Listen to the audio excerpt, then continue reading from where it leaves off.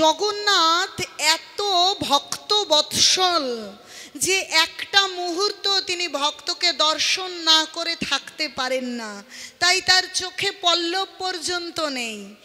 দেখুন, যেমন রামচন্দ্রের কথা যখনই আমরা বলতে শুরু করি বা চিন্তা করি, কার কথা মনে পড়ে? আপনারা একটু বলুন তো দেখি, কার কথা মনে পড়ে? রামচন্দ্রের সঙ্গে সঙ্গে কার কথা মনে পড়ে?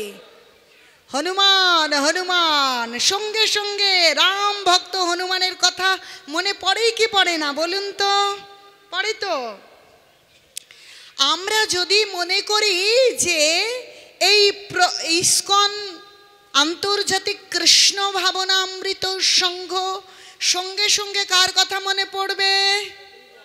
প্রভুপাদ। প্রভুপাদকে বাদ দিয়ে ইস্কন হয়ই না। জগৎগুরু শ্রীল প্রভুপাদ কি।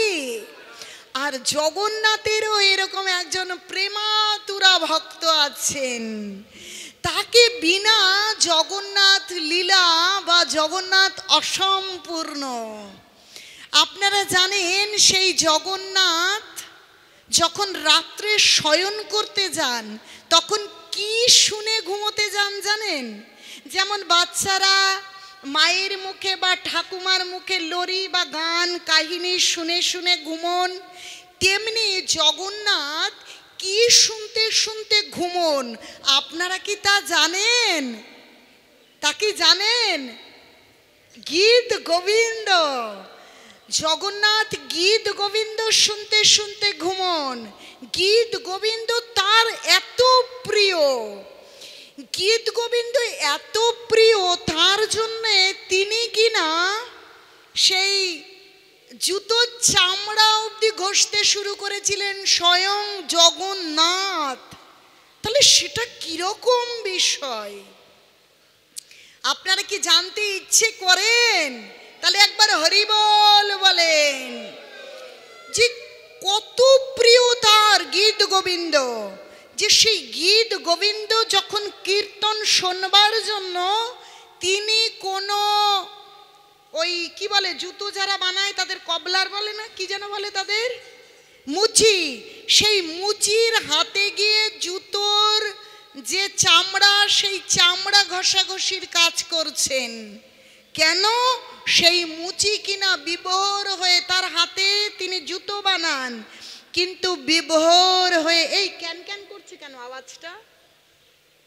তিনি বিভোর হয়ে কি করেন?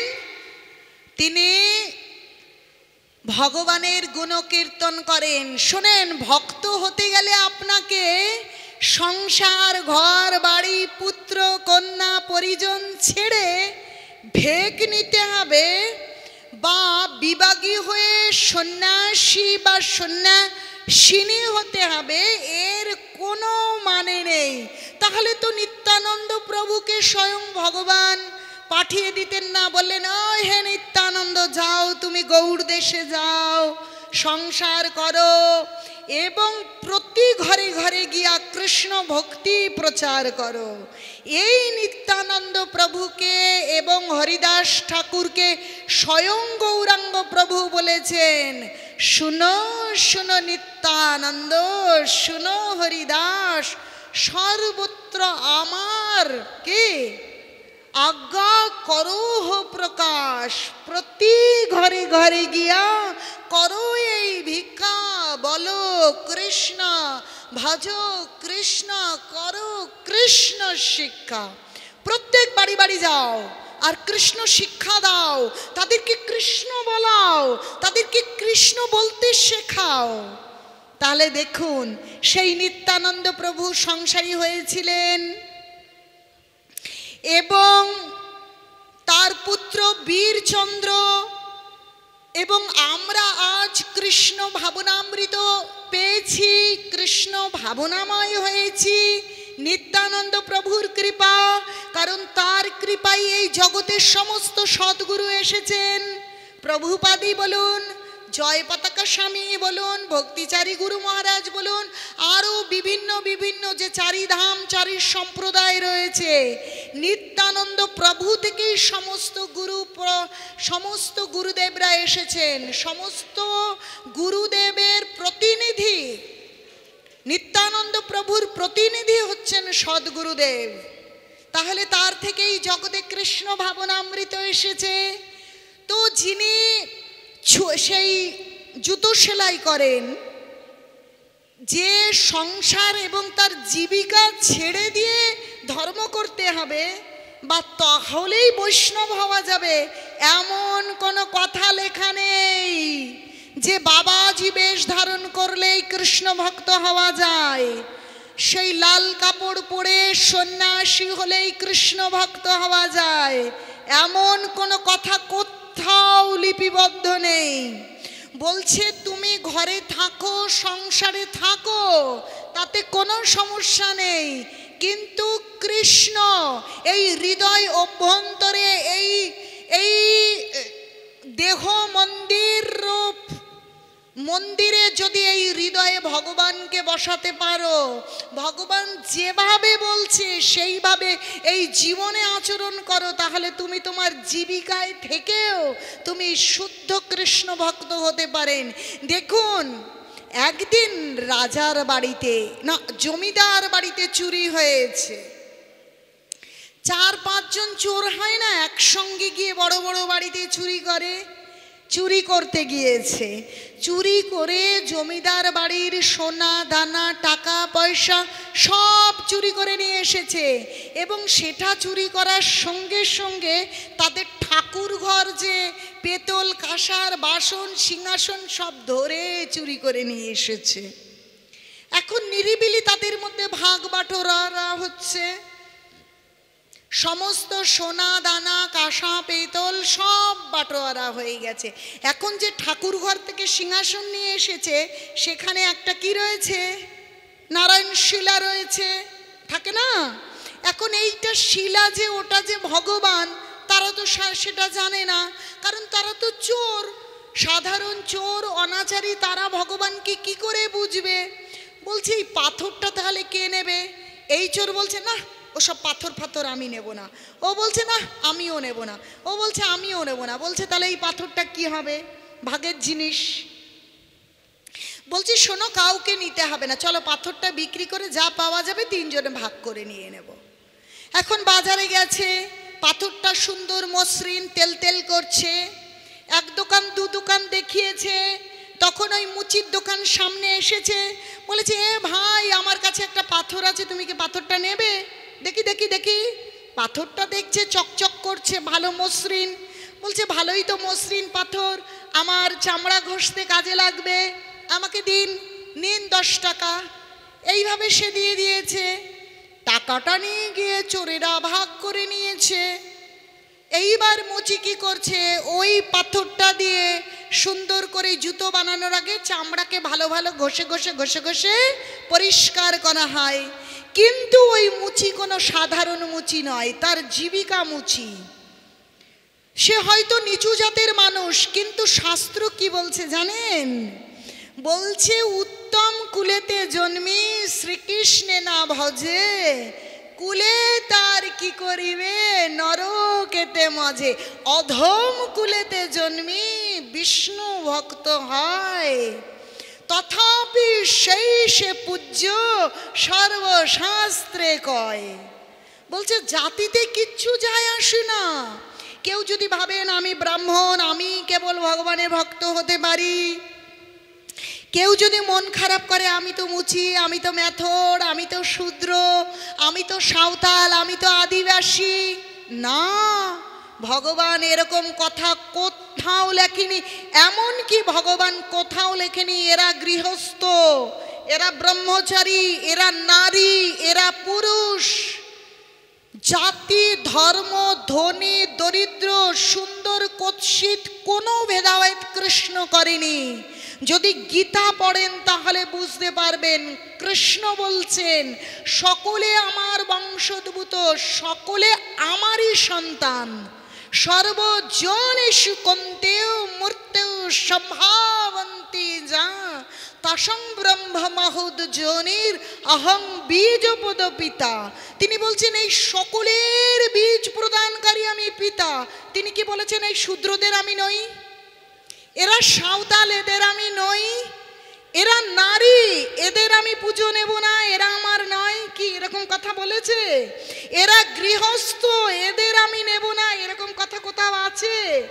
না, তিনি বলেছেন সকলে আমার, সকলেই আমার, এবং আমি সকলের বীজ প্রদানকারী পিতা। এবং কি বলেছে? পত্রং পুষ্পং ফলং তয়ং যো মে ভক্তা প্রযোচ্যতি তদহং ভক্ত প্রহিতমস্নামি প্রযুত আত্মন। বলছে পাতা, ফুল, ফল, জল যারা প্রীতি সহকারে নিবেদন করবেন তাদের সেই ভক্তি আপ্লুত নিবেদিত বস্তু ভগবান গ্রহণ করবেন। সেখানে কি বলেছে তোমরা গৃহস্থ তোমরা ভগবানকে ভোগ দিতে পারবে না? বলেছে না। তোমরা নারী তোমরা ভগবানের ভোগ লাগাতে পারবে না, ভগবানের সেবা দিতে পারবে না, এ কথা লেখা আছে? কোথাও লেখা নেই। দেখুন, লোকে ইস্কনকে নিন্দা করে, কিন্তু এই ইস্কনের যে প্রতিষ্ঠাতা প্রভুপাদ, প্রভুপাদ যদি না আসতো এত অগণিত জনসাধারণ গৃহস্থ মানুষ ভক্ত হতে পারতো না। তারা শুধু ওই কি গৃহের সংসার দাবানল, কথাটার মানে কি?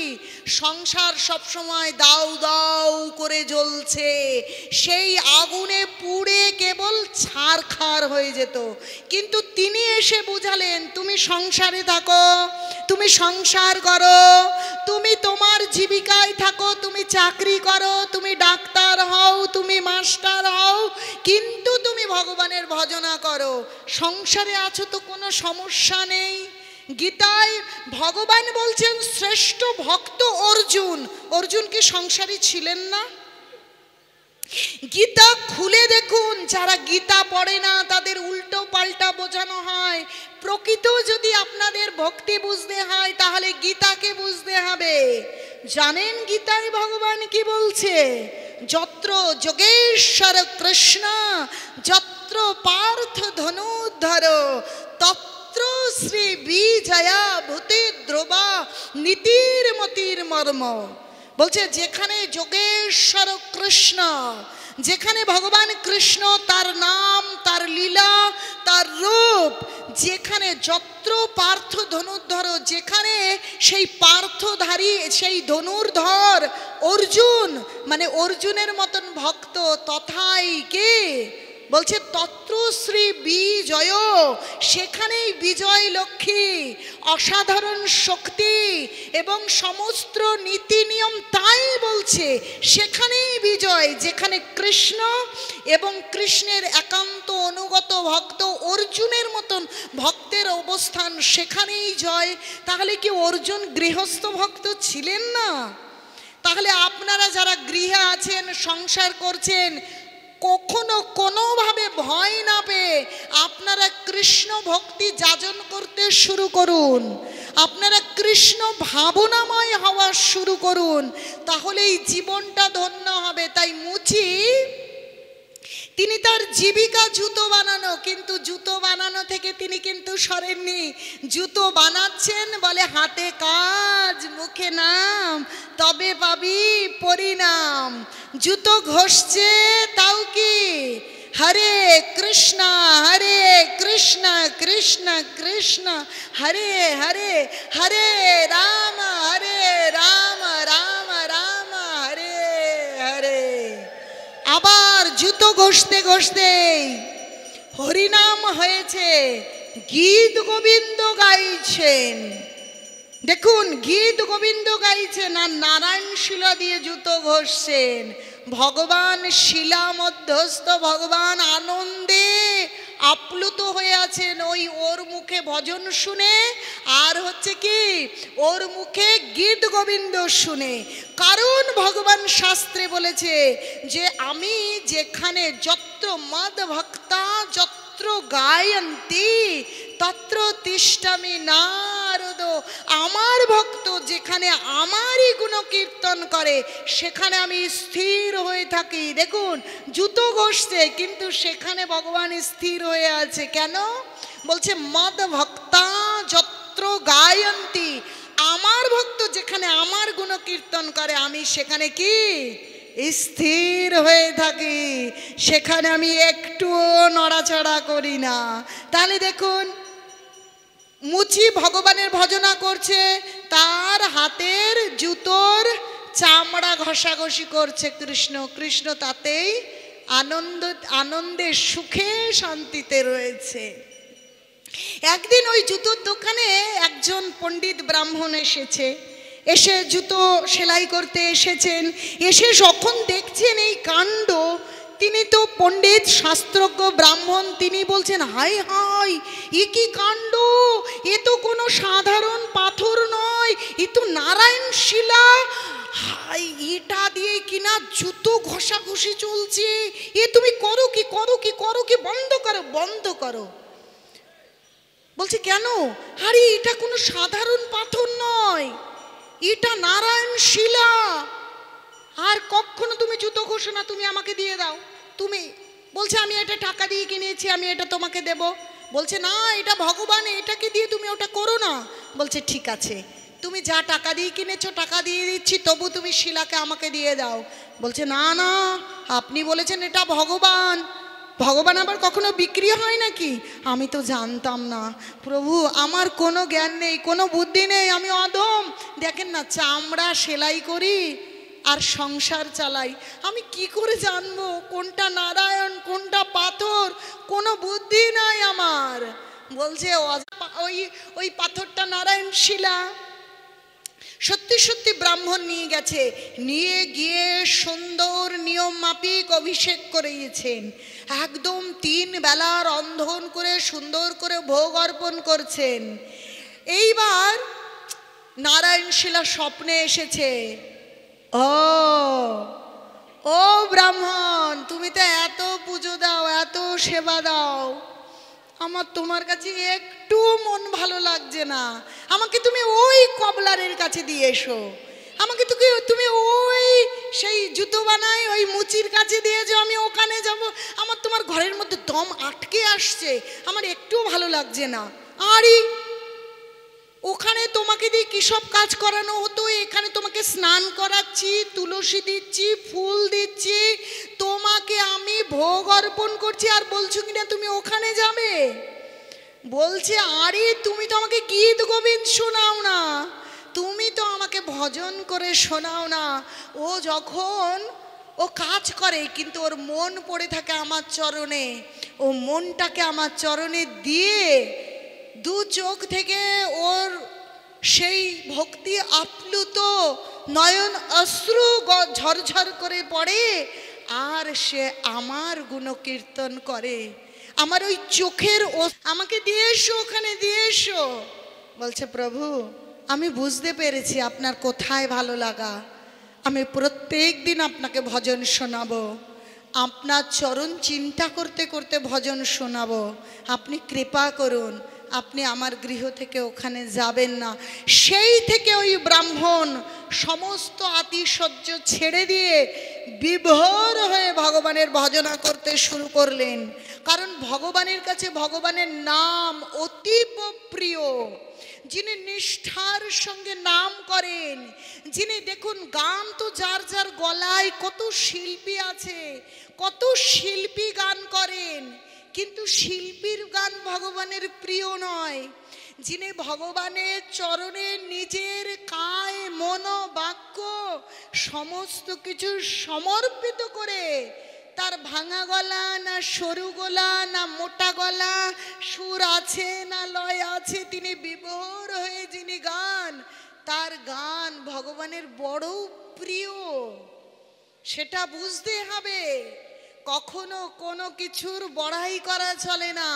ভগবানের চরণে সমর্পণ আর বাহ্যিক লোক দেখানো ভক্তি, এই দুটো কখনো এক বিষয় নয়। বলছে তুমি গীত গোবিন্দ গাইবে, বলছে আমি তোমাকে রোজ গীত গোবিন্দ শোনাবো। ভগবানের গীত গোবিন্দ এত প্রিয় যে রাত্রিবেলা ভগবান ঘুমানোর আগে গীত গোবিন্দ শোনেন, তারপরে ঘুমন। একদিন কি হয়েছে, ওই উড়িষ্যা রাজ্যে একটা প্রত্যন্ত গ্রামে পদ্মা নামক একটা মেয়ে আছে। সেই মেয়েটা খুব গরিবের ঘরের সন্তান। গরিবের ঘরে ছেলে মেয়েরা কি করে, তার পিতা মাতার যা কাজ থাকে সেই কাজে সহযোগিতা করে, তাই না? জন্মিলে তো টাকা দিতে হবে। তো বেগুনের চাষ করেছে বাবা। তো পদ্মা বলে, ও বাবা, ভোরবেলা গিয়ে তোমার বেগুনগুলো আমি তুলে দেব, তোমাদের কাউকে যেতে হবে না। সত্যি সত্যি ঝুড়িটা নিয়ে গিয়ে সে যখন একা একা বেগুনগুলো তোলে, তখন মনটা এক করে গীত গোবিন্দ গায়, বিভোর হয়ে ভগবানের নাম করে। আর ভগবানের কাছে ওই গানের মধ্যে দিয়ে নিজেকে সমর্পণ করে আর বলে, হ্যাঁ গোবিন্দ, আমার তো তোমার সেবা করা হলো না, আমি এত অভাগা, এত দুর্ভাগা, তোমার সেবা করার কোনো যোগ্যতাই নেই। তোমাকে আমি বিভোর হয়ে আমার ভজন শোনাই, এ সাধ্যই আমার নেই। তাই বেগুন তোলে আর বিভোর হয়ে গান করেন। তো কৃষ্ণ বলেছে, মাদ ভক্ত যত্র গায়ন্তী তত্র তিষ্ঠামি নারদ। আমার ভক্ত যেখানে আমার গুণ কীর্তন করে, আমি সেখানেই স্থির হয়ে থাকি। এখন ওই উড়িষ্যার একটা ছোট্ট গ্রামে রাতের ভোরবেলা অন্ধকারের মধ্যে পদ্মা বেগুন তুলছে। আর ওই ভোরবেলা কেউ নেই, অনেক ভোরে কেউ নেই। তখন একা একা মনটাকে সরল করে, আর ওই ভোরবেলা ওই সময়টা আমরা সাত্বিক গুণের অধিকারী থাকি, ওই সময়টাও বিভোর হয়ে ভগবানের জন্য গাইছে। আর জগন্নাথ রত্ন সিংহাসনে ঘুমিয়ে থাকতে পারছেন না। জগন্নাথ রত্ন সিংহাসন থেকে এসে ওই বেগুন খেতে। এখন পদ্মা এরম করে তোলে, বেগুন তোলে আর গান গায়, জগন্নাথ পেছনে পেছনে শোনে। এখন কেউ যদি একটু পেছনে ঘোরাঘুরি করে, তারপরে আবার কি ওই ফালি ধরে ধরে তোলে না, তাই তো বলে, এক ফিলি না ফালি বলে, এরম ঘুরে ঘুরে আসে। এখন যখন এক ফিলি তোলা হয়ে যায়, সে আবার উল্টো মুখে ঘোরে। এখন যখন উল্টো মুখে ঘোরে, এখন জগন্নাথ ভাবছে, যদি আমাকে দেখে ফেলে তাহলে তো আর এ এত বিভোর হয়ে গাইবে না, গাওয়া বন্ধ করে দেবে। তাই কি করে, ঝুপ করে ওই বেগুন খেতে বসে পড়ে।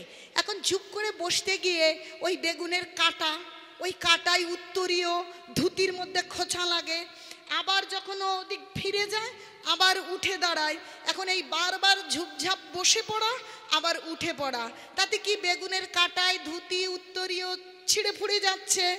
আর কি হয়েছে, এইভাবে শুনছে। শুনতে শুনতে যখন তার তোলা হয়ে গিয়েছে, সে ঝুড়িটা নিয়ে বাড়ির দিকে যাচ্ছে। এখন তার চেতনা এসেছে, স্বয়ং জগন্নাথ মানে জগতের নাথ, বিশ্ব ব্রহ্মাণ্ডের মালিকের চেতনা এসেছে গান শুনতে শুনতে। হায় হায়, সকাল তো হয়ে গেছে। এখন যদি জগন্নাথ মন্দিরের পাণ্ডারা দরজা খুলে আরতি করতে গিয়ে দেখে জগন্নাথ নেই, তাহলে তো কি হাহাকার হয়ে যাবে। এইবার দৌড়তে শুরু করেছে। যখন এই কথা মনে পড়েছে, হাত দৌড়তে শুরু করলে কি হয়, বলে ঊর্ধ্বমুখে পথ চলিও না। ঊর্ধ্বমুখে চলতে গিয়ে কি ঠক্কর খেয়ে পড়ে ধরে গিয়েছে। পড়ে ধরে গিয়ে নাকে মুখে গুঁতো খেয়ে কালি মাটি লেগে গিয়েছে। আর উত্তরীয় একে তো আগেই ছিঁড়ে গেছিল, এখন যখন উবু হয়ে এরম করে পড়ে গেছে, উত্তরীয় অর্ধেক পড়ে গেছে। এইভাবে গিয়ে তাড়াতাড়ি গিয়ে রত্ন সিংহাসনে বসেছে। এখন রক্ত সিংহাসনে বসবার পরে সকাল হয়েছে, শঙ্খ বাজিয়ে এইবার তার পূজারীরা এসে দরজা খুলেছে। খুলে দেখছে রাত্রে এত সুন্দর, রাত্রে একটা বড় শৃঙ্গার হয় জগন্নাথের। রাধা মাধবের সকালবেলায় দর্শন আরতি, সুন্দর করে সাজসজ্জা, কিন্তু জগন্নাথের ক্ষেত্রে রাত্রেবেলা বড় শৃঙ্গার হয়। এখন রাত্রে ফুল দিয়ে এত সুন্দর করে সাজিয়ে গেছি, হায় হায় এ কি, চূড়া নষ্ট, মালা নষ্ট, কাদা লাগা, জামা কাপড় উত্তরী অর্ধেক নেই, ছেঁড়া ভোড়া, এ কি কাণ্ড। ওরা বুঝতে পারছে না, ওরা ভাবছে আমাদের সেবায় কোনো অপরাধ হয়ে গিয়েছে। কোনো ত্রুটি হয়েছে, তাড়াতাড়ি রাজামশাইয়ের কাছে খবর গিয়েছে। কারণ ওই উড়িষ্যায় জগন্নাথ রাজের, জগন্নাথের সেবা পুজোর দায়িত্ব রাজার, রাজা নিজেকে জগন্নাথের সেবক মনে করেন। তাড়াতাড়ি খবর গেছে। এইবার খবর যাওয়ার পর জগন্নাথ রাজামশাই এসেছে, বলছে তাহলে নিশ্চয়ই কোনো অপরাধ হয়ে গিয়েছে, পূজায় কোনো ত্রুটি হয়েছে। এখন কি করে জানবে? তাহলে জগন্নাথ না বললে তো জানতে পারবে না। তাই তারা অনশনে বসেছে। কখন জগন্নাথ বলবেন কোন ত্রুটি হয়েছে, সেই অপরাধ মার্জনা করবেন, তারপরে তো ক্ষমা হবে। তাই তারা অনশনে বসেছে। কিন্তু ভগবান সব কিছু সহ্য করেন, কিন্তু ভক্তের কষ্ট কখনো সহ্য করেন না। তো ওরা এইভাবে না খেয়ে অনশনে বসেছে, একদিন, দুদিন, 3 দিন। জগন্নাথের তো আর ভালো লাগছে না, এখন কান্নাকাটি পড়ে গিয়েছে, জগন্নাথ ক্ষমা করছে না। এখন জগন্নাথ কি করবে? ওরা যখন ক্রন্দন করতে করতে একটু তন্দ্রাচ্ছন্ন হয়েছে, তখন রাজাকে স্বপ্ন দিয়েছে, ও রাজামশাই, আরে আমার কোনো ত্রুটি হয়নি, আমার কথাটা তুমি মন দিয়ে শোনো। ওই যে ছোট্ট একটা গ্রাম, ওখানে খুঁজে দেখবে পদ্মা নামক আমার একজন ভক্ত আছে, জানো ও বিভোর হয়ে যখন গীত গোবিন্দ গায়, তখন আমার এত আনন্দ আসে, এত আনন্দ আসে, আমার তখন এই রত্ন সিংহাসনও ভালো লাগে না। তাই আমি ওখানে চলে যাই, আর ওখানে গিয়ে বেগুন খেতে ওই ছোট মেয়ের পিছনে ছুটতে ছুটতে, আর ওর চোখের থেকে লুকোতে লুকোতে আমার বেগুন কাটায় আমার ধুতি উত্তরীয় ছিঁড়ে যায়। আর গা বেগুন ক্ষেত মানে কি মাটি, ওই মাটিতে ওই লুকাচুরি খেলতে গিয়ে আমার সব কিছু মাটি মাটি হয়ে যায়। তোমাদের মন্দিরের আরতির সময় হয়, আমি পাগলের মতন দৌড়ই, দৌড়াতে গিয়ে হোঁচট খেয়ে পড়ে যাই, আর আমার উত্তরীয় ছিঁড়ে যায়, ধুতি ছিঁড়ে যায়, আমার মুখে নাকে দেখো গুঁতো লাগে। তাহলে এখন তোমাদের মন খারাপ করবার কিছু নেই। আমি যাতে ওই মেয়ের ভজন শুনে সুন্দর আনন্দে ঘুমোতে পারি, তুমি যদি সেই ব্যবস্থা করো, তাহলে আমার আর এই ছোটাছুটিটা করতে হয় না, আর তাহলে কোনো সমস্যাও হয় না। তাহলে তুমি সেই ব্যবস্থা করো, তোমার কোনো অপরাধ নেই। এইবার সকলে মিলে রাজা পাইক পেয়াদা নিয়ে ছুটেছে, পদ্মা নামক মেয়ে কোথায় আছে খুঁজতে খুঁজতে গিয়ে পদ্মাকে বলেছে, এই তোমার নাম পদ্মা, তোমার বাবা মা কোথায়? তাদেরকে গিয়ে বলেছে, শুনুন, আজ থেকে আপনাদের ওই বেগুন টেগুন তোলা তুলি চাষবাস কিচ্ছু করতে হবে না, কৃপাপূর্বক আপনারা জগন্নাথপুরীতে আসুন। আমরা জগন্নাথপুরীতে যাব, খাবো কি? আমরা এখানে থাকি, অল্প স্বল্প চাষবাস, কোনো চিন্তা করতে হবে না। আপনাদের এই মেয়ে পদ্মা, এই পদ্মার ভজনে জগন্নাথ রত্ন সিংহাসনে থাকতে পারে না। আপনি জগন্নাথপুরীতে আসবেন, আপনাদের সংসার প্রতিপালন সমস্ত দায়ভার রাজামশাই বহন করবে। আর আপনি কি করবেন?